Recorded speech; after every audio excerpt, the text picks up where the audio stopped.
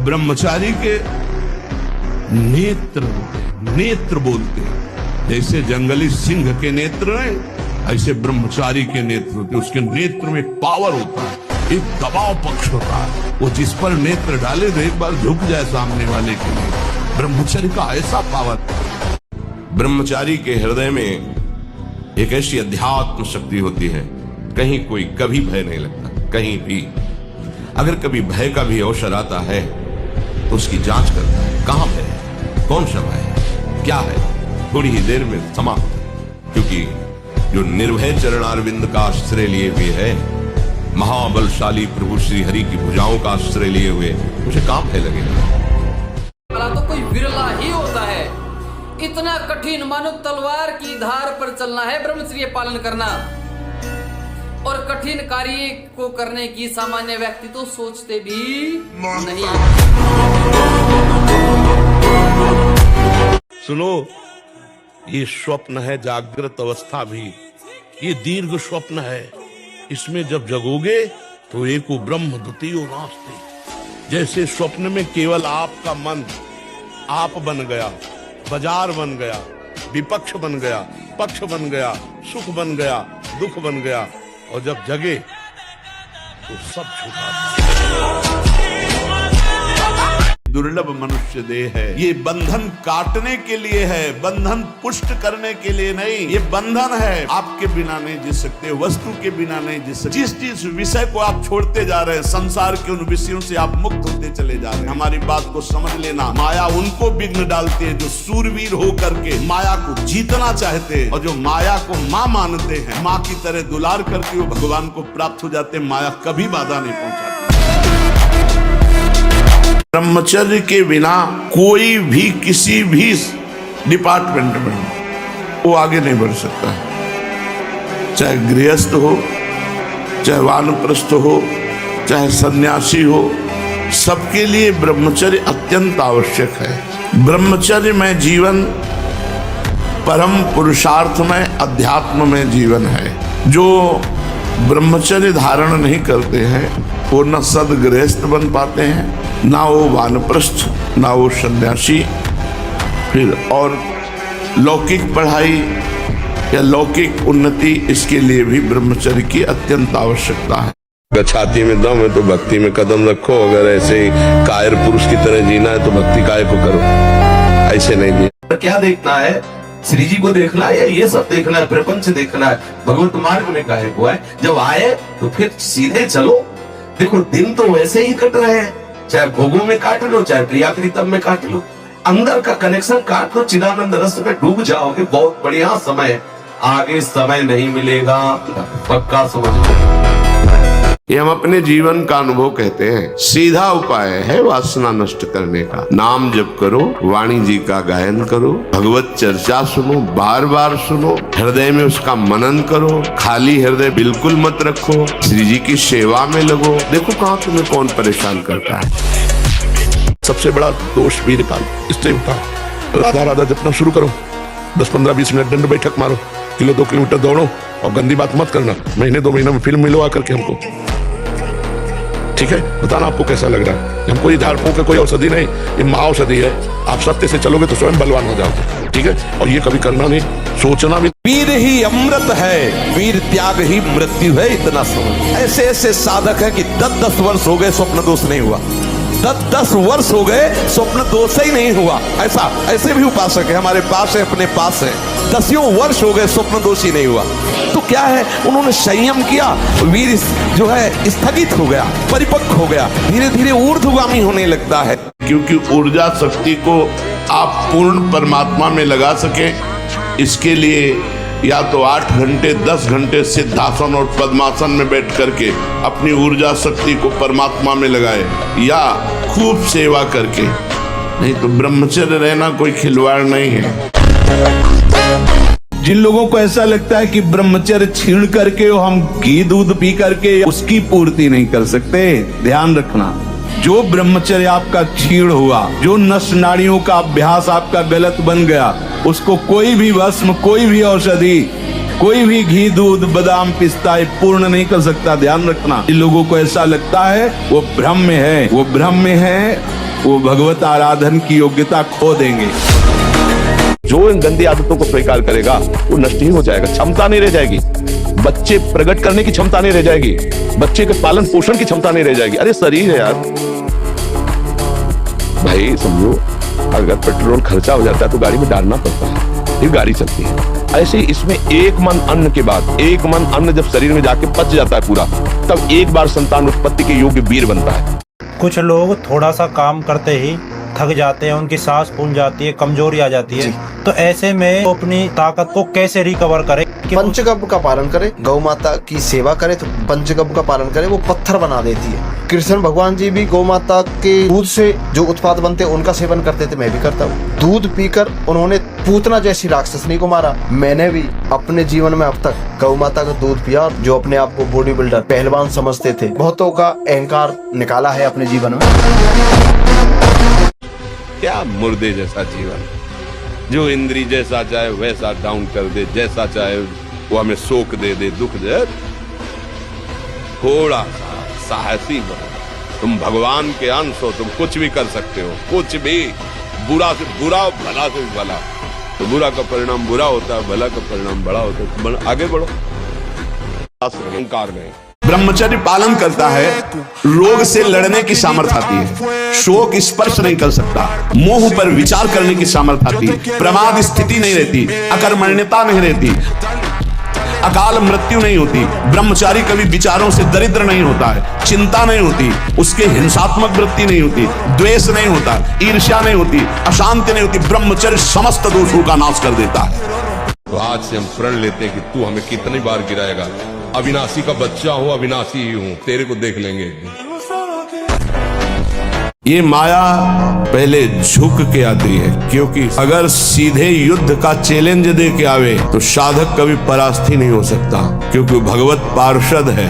इन शब्दों को बहुत ध्यान से सुनना, ये सत्संग है भगवत प्राप्ति के लिए, चाहे गृहस्थ साधक हो या विरक्त साधक। कभी माया ऐसे चैलेंज करके नहीं आती संतों के पास, साधकों के पास, भक्तों के पास, क्योंकि जानती चैलेंज करने पर इनका स्वामी खड़ा हो जाएगा, और स्वामी साथ खड़े तो दासी है माया, सामने टिकेगी नहीं, भाग जाएगी। सेकंड में देखा है कि अगर एक सेकंड विलंब हो जाता तो भारी समस्या हो जाती। हमने कई ऐसी घटनाएं देखी अपने जीवन में कि एक सेकंड विलंब हो जाता तो मतलब मृत्यु बिल्कुल वरण किए थे। एक सेकंड में ऐसे बचा लिया कि एकदम दिखाई दिया कि केवल प्रभु ने बचाया। शरणागति में करो सदा तिनके रखवारी, जिम बालक राखे महतारी। अपना कार्य है केवल नाम जप करना, मंत्र जप करना, उनके सहारे रहना, कोई गलत आचरण ना होने पावे। जिनको पवित्रता का ज्ञान नहीं, जिनको केवल अर्थ पिशाच हैं, नाना प्रकार की अपवित्रताएं करके तुम्हें भोजन परोसते हो, गरम गरम तुम्हारे सामने आया, तुम अमृत समझ के खा रहे हो, तुम्हारी बुद्धि नहीं खराब हो जाएगी? सबसे पहले सतमार्ग में चलने वाले को इस रसेंद्री को मारना होता है। रसेंद्री, ये जीत गए, सब जीत गए, और इस मार्ग में सबसे ज्यादा इसी को दुलार करने का अवसर मिलता है। शारीरिक और मानसिक ब्रह्मचर्य से परिपक्व, शारीरिक ब्रह्मचर्य और मानसिक ब्रह्मचर्य, मन और 5 ज्ञानेंद्रियों के द्वारा किसी भी विषय का धर्म विरुद्ध भोग नहीं। ये ब्रह्मचर्य धर्म है, ये ध्रुपद है, ये नित्य है, ये शाश्वत है। पूर्व काल में कितने महामुनि इससे सिद्ध हो गए। जिंदगी से लड़ना सीखो, हारना नहीं। सच्ची मानो, ये मनुष्य जन्म है, हम अविनाशी हैं, परमात्मा के अंश। दहाड़ना सीखो, हर कष्ट को गले लगाना सीखो, हर संघर्ष को रौंदना सीखो। अरे बिल्ली कुत्ते की तरह रो करके मर जाना, ये मनुष्य जन्म नहीं। लिखा है कि अभी तो लगता है मर जाऊं। अरे हम बता रहे ना, एक ही रास्ता, तो क्या 5 स्टार होटल रखा है, मरने के बाद तुम्हारे दुर्गति हो जाएगी, प्रेत बनोगे जाकर के। शास्त्रीय सिद्धांत से 25 वर्ष तक ये ब्रह्मचारी रहे और फिर वो गृहस्थी में चला जाए, तो 20-25 वर्ष गृहस्थ रहे तो वो बहुत अच्छा गृहस्थ। और 25 वर्ष का ब्रह्मचारी जब संतान उत्पन्न करेगा तो बलिष्ठ और ज्ञानी और सर्वांग पुष्ट संतान। जिसको ब्रह्मचर्य धारण करना है, ध्यान देकर सुनिए। सबसे पहला कार्य उसकी दिनचर्या में, चाहे बच्चा हो, चाहे जवान हो, या जो कोई भी हो, प्रातः 4 बजे बिल्कुल जग जाना चाहिए। और जो 8-10 बजे तक सोता है, वो कोई भी हो, ब्रह्मचारी रह ही नहीं सकता। ब्रह्मचर्य रह ही नहीं सकता। वो स्वप्न दोष का शिकार होगा, वो नाना प्रकार की कुचेष्टाओं का शिकार होगा पक्का। क्योंकि बुद्धि को सत्य प्रकाश की तरफ प्रेरित करने वाले भगवान भुवन भास्कर हैं। वो पधार रहे हो, आप सो रहे हो सैया पे, आपकी आयु श्री कीर्ति बल सब नष्ट होगा।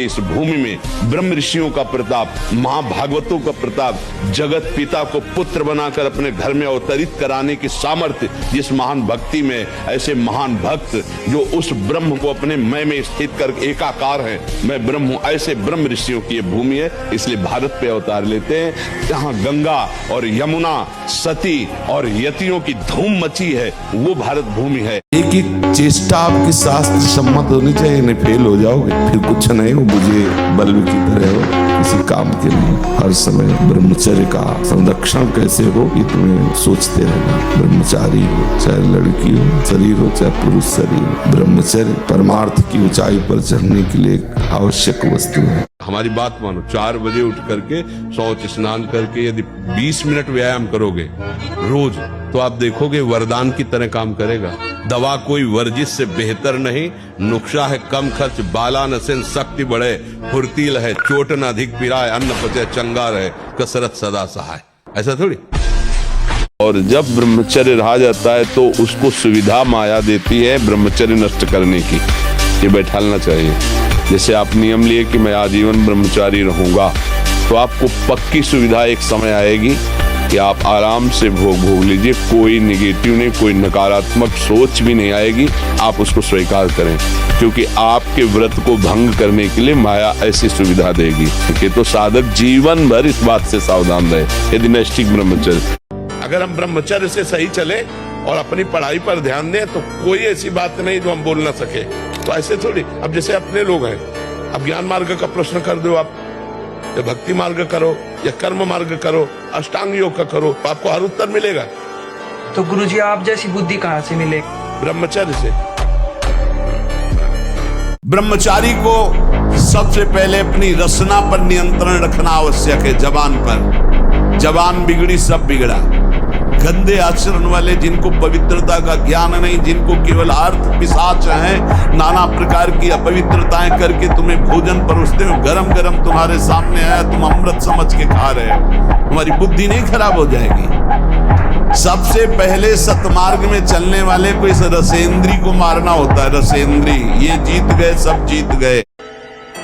अगर नाम जप करोगे तुम्हारे अध्यात्म बल की वृद्धि होगी। अध्यात्म बल जब बढ़ता है तो बुद्धि प्रवीण हो जाती है। जब बुद्धि प्रवीण होती तो 1 सेकंड में निर्णय कर देगी ठीक है कि नहीं ठीक है। तो आश्रय भगवान का। बॉडी बनाने के लिए दवाइयों की जरूरत नहीं, ब्रह्मचर्य की जरूरत है। दंड बैठक मारो, ब्रह्मचर्य रहो, 2-4 किलोमीटर दौड़ो, पवित्र भोजन पाओ, मुर्गा मुर्गी नहीं, पवित्र भोजन पाओ। फिर आप देखो आपके शरीर में कैसा बल आता है, उत्साह आता है। ये जितना खेल है, तो जैसे नाटक मंच पर स्वांग किया जाता है, ठीक वैसे ही ये स्वांग है। न हम स्त्री है, न पुरुष है, न हम पदाधिकारी, हम वास्तविक भगवान के अंश हैं। हमें ये स्वांग मिला है इस सृष्टि में, ईमानदारी से अपना स्वांग कर ले तो स्वांग कराने वाला जो नाटकाचार्य है वो हमें इनाम देगा। इस स्वांग से हमें मुक्त कर देगा।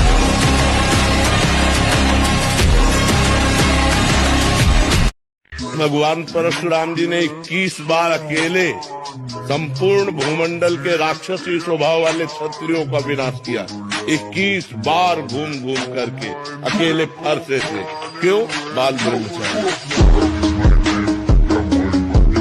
नियम लो आज से, चाहे कुछ हो जाए अपने हाथ को कंट्रोल में रखना, चाहे कुछ भी हो जाए, चाहे जितना मन परेशान करे, जीत जाओगे अगर नियम ले लोगे। ले रहे हो नियम? कुछ भी हो जाए मैं क्रिया नहीं करूंगा। बस फिर तुम अगली बार आना, हमें बताना तुम्हें क्या परेशानी। जीवों पर दया करो। ये मुर्गा, गाय, भैंस, बकरा राक्षस मत बनो। जो आज की समाज राक्षस बन रही है, इससे कुछ नहीं होता। जो पवित्रता में बल है, जो पवित्रता और संयम में, जितेंद्रियता में बल है, वो ऐसे भैंसा मुर्गा खाने से बल थोड़ी होता है। ये तो अपनी जबान की केवल स्वाद की वृत्ति से दुर्गति करवा रहे हो। इसलिए किसी जीव को मत सताओ। हम बार बार कहते हैं बिल्कुल बात मान लो, गंदी बातें छोड़ो, शराब पीना छोड़ो, मांस खाना छोड़ो, पराई स्त्री से बेविचार करना छोड़ो। कि हमें अपमानित करो मैं सह जाऊंगा, समझ रहे हो ना? नहीं तो फिर कायरता आ जाएगी कि कोई माता पिता गुरुजनों की, भगवान की, संत निंदा कर रहा है तो भाई हमें बोलना नहीं।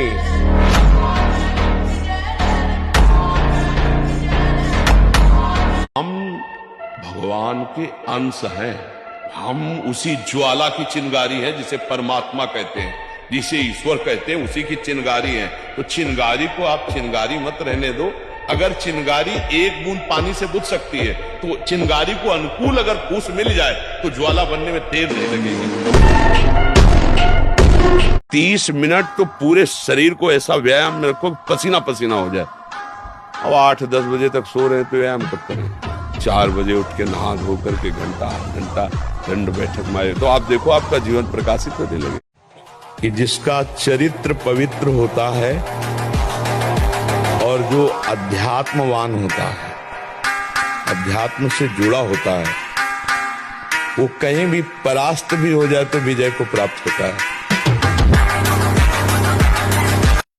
मन के कहने में तुम्हें चेक करना है, न्यायाधीश बनना है, ये गलत सिखा रहा है या सही। अगर सही सलाह है तो दस्तखत, अगर गलत सलाह है तो बिल्कुल नहीं। और जब ब्रह्मचर्य, ऐसा कैसे हो सकता है? बल है ना, अध्यात्म बल, शारीरिक बल की बात नहीं कहते। ऐसा कैसे हो सकता है? यदि एक बार ऐसा हुआ तो 1000 बार मैं प्रयास करूंगा और इस पर विजय। वो मतलब एक जिद्दी स्वभाव, एक निष्ठा उसी से आती है, उसी से। पहले खेती जोतते थे ना किसान, एक फार वाला होता था और पूरे खेत को उसी से जोतला है, बलवान होते। 2 लीटर मठा और 8 रोटी पाए, बैल की जैसी ताकत। अगर बैल को नाक पकड़ के रोक ले तो वो वही खड़ा हो जाए।